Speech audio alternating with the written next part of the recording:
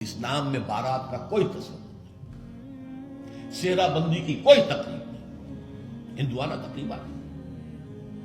بارات کے لیے عربی میں کوئی لفظ ہی نہیں ہے۔ قرآن اور حدیث میں کیا ہوگا؟ عربی میں نہیں ہے، کوئی لفظ نہیں۔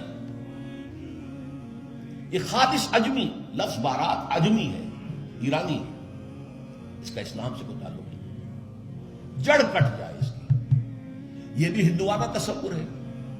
ہوتا کیا تھا، ایک گاؤں سے جا رہے ہیں، دوسرے گاؤں سے بیٹی لے کر آنی ہے اور بیٹی کے ساتھ جہیز آنا ہے، اور راستے میں ڈاکو جو ہیں وہ لوٹ سکتے ہیں، تو یہاں سے جتھا لے کے جانا ہوگا، لہذا وہ جتھا بندی کر کے بارات جا رہی ہے۔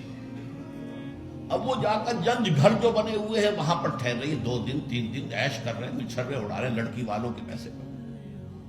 پھر وہ مال غنیمت سے گدے پھدے واپس آ رہے ہیں، لہذا وہ جتھا حفاظت کرتا تھا۔ یہ سارا ہندوانہ تصور ہے، اسلام سے کوئی تعلق نہیں۔ تو نمبر 1 نکاح مسجد میں، نمبر 2 کوئی دعوت طعام ہی نہیں، کوئی بھی نہیں، نو انٹرٹینمنٹ واٹس ایور لڑکی والوں کی طرف سے۔ اجتماع جانبین مسجد میں، یہیں سے ڈسپرس۔ حضرت فاطمہ کو تو وداع کرانے کے لیے حضرت علی گئے بھی نہیں تھے۔ نکاح کے بعد کچھ خواتین حضرت فاطمہ کو لے کر حجرے میں چھوڑ آئی تھی جا کر، جو ایک انصاری صحابی نے حضرت علی کو دیا تھا، ورنہ ان کے پاس حجرہ بھی نہیں تھا۔ 3 باتیں ہو گئی۔ چوتھی بات،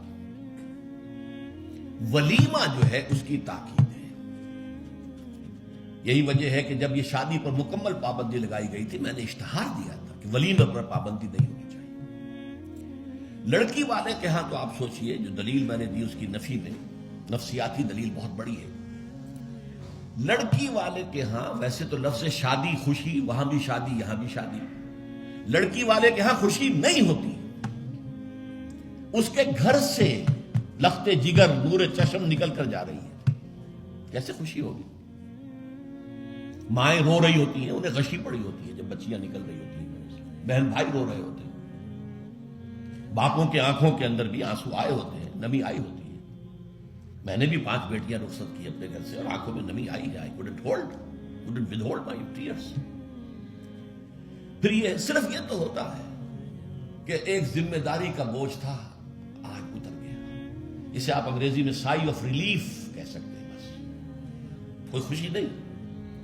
اس کی مثال میں دیا کرتا ہوں کہ کوئی جانور اگر قربانی کے لیے 10-15 دن پہلے آپ لے لیں، وہ بکرا، کوئی مینڈھا، اور بچے اس کے ساتھ ہل جاتے ہیں، پھر کھلاتے ہیں، لے جاتے ہیں، چراتے ہیں، تو پھر وہ عید کے دن جب آپ اسے قربان کرتے ہیں تو بچے پچھاڑے کھا رہے ہوتے ہیں، رو رہے ہوتے ہیں، اتنا لاڈ اس جانور سے ہو جاتا ہے۔